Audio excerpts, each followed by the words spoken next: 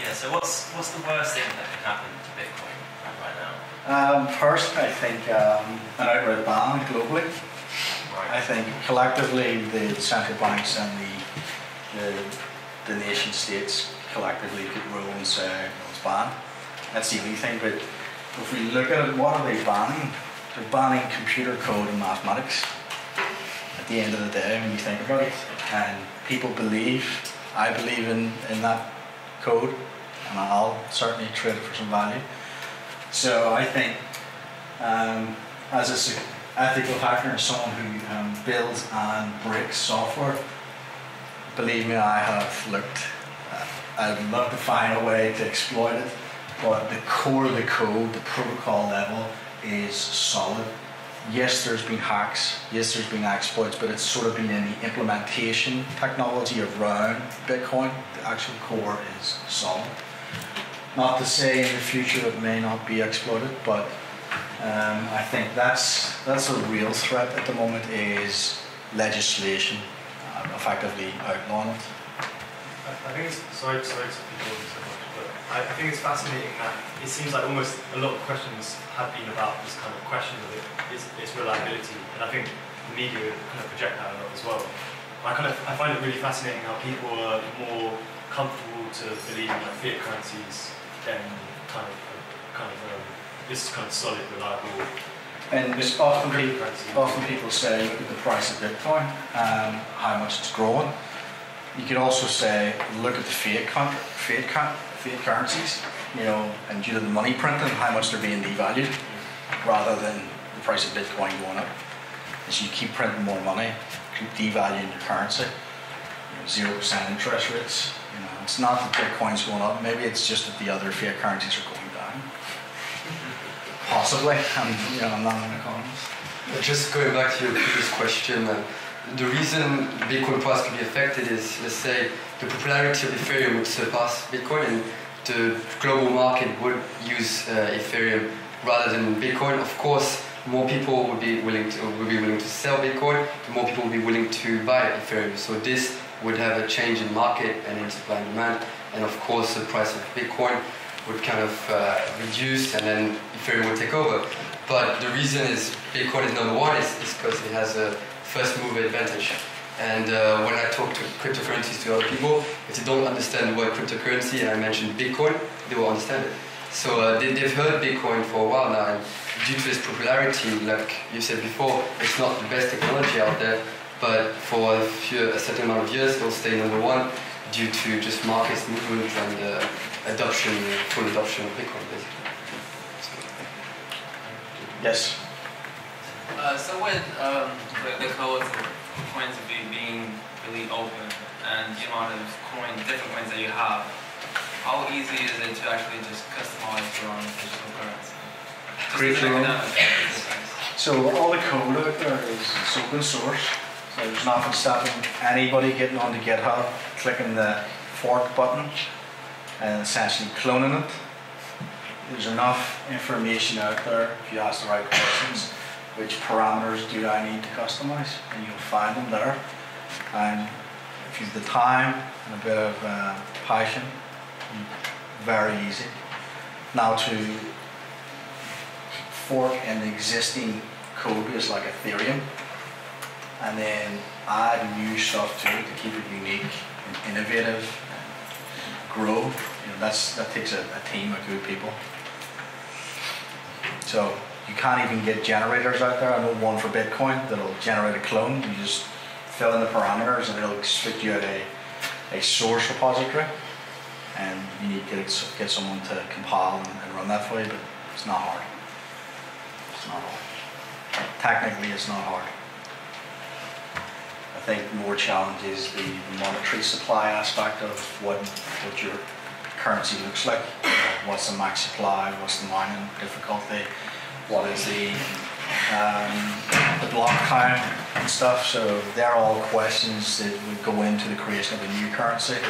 And some people have really thought about those, and you'll see those in the differences in the max cap and a lot of different points. So not easy, not hard. Anyone else? Yes? Talk about crypto. That we recommend or? I'll speak for myself because we have differences of opinion. So Bitcoin, Ethereum, in no particular order now. Bitcoin, Ethereum, IOTA, I like really good. So for the last few weeks it's been down at like 30 cents. And the last we checked before we came in it was 290. 290. So if you had 1,000 in when it was 32 cents just 3 weeks ago or so, 2 weeks ago, you'd have done okay in that short period. I wasn't projecting IOTA going to $2 so soon, but I thought maybe over 2 years, yes, maybe, but so soon, so quickly, it's incredible. So Bitcoin, Ethereum, IOTA, Stratus is one based here in London actually. The team and the guys live and work here in London. Stratus, it's a .NET version of Bitcoin. It's essentially Bitcoin. I'm sort of in between two others, so I think 4 maybe. It's all right for me. I only really deal with the 3 at the moment. I've consolidated just to those 3. Sorry, I won't be able to answer this question because we need to accelerate on time. We're running out of time, but if you want, you can come maybe after and I can tell you my opinion. Should we introduce Atlas? Yeah, so lastly, just before we go, is what we've been working on. So Paul identified a gap in the market. So we've seen a lot of people want to buy cryptocurrency, trade it. We've seen a lot of services pop up where you can spend it. But some people want to work for it. They haven't got the large capital to invest in mining hardware. There are freelancing platforms out there like Atlas.Work, which I've used myself. But anybody who's used them will know that they have extremely high fees and can take a few days in some cases. So we got together and we thought about not just freelancing, but the whole aspect of work really going forward into the future. I talked briefly about the 4th industrial revolution, where these technologies, digitalization and automation and machine learning and stuff are really helping to transform the future society. And we believe that who wants to spend hours of their life in the commute traffic? I certainly do not want to be spending an hour and a half of my life every day going each way, which I could be spending with my children, right? But I want to reduce the amount of fees I pay, and I want it to be quick.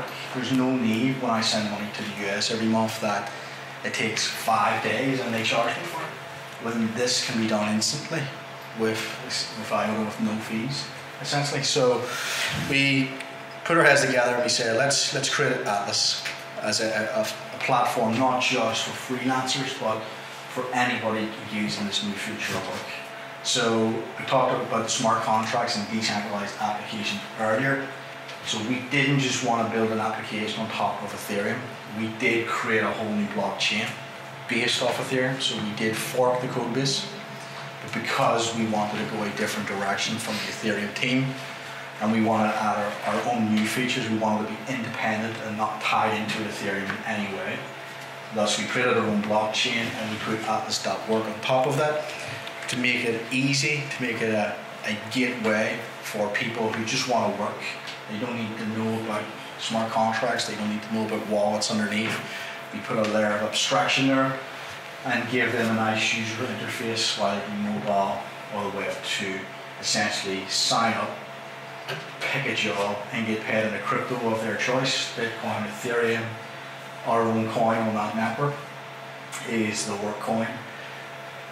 And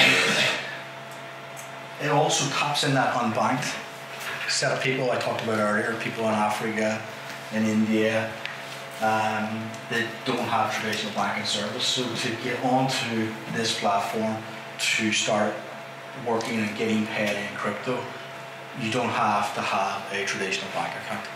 Hopefully we'll be able to start giving employment to parts of the world that have maybe been left out. We've also decided, so underneath it, I talked about the smart contracts, the automation part. So when a client and a freelancer engages in a piece of work, the funds are secured along with that smart contract and put onto that blockchain.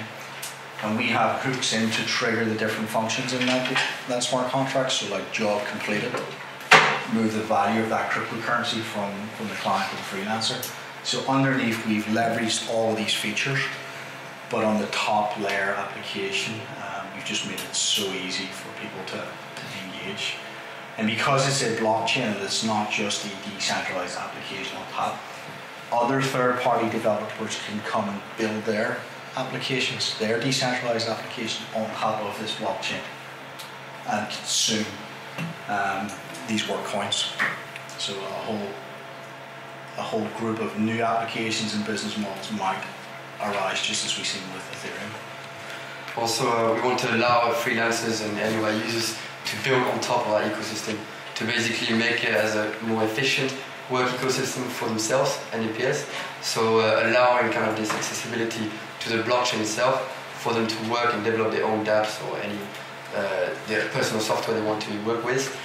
We want to give the accessibility to those freelancers and kind of the accessibility to control their investment as well, because we allow clients to arrive on our platform with any types of cryptocurrencies, and basically it goes through the platform and then the freelancer choose different jobs and to choose a different cryptocurrency he wants to be paid in. So kind of giving power to the workers.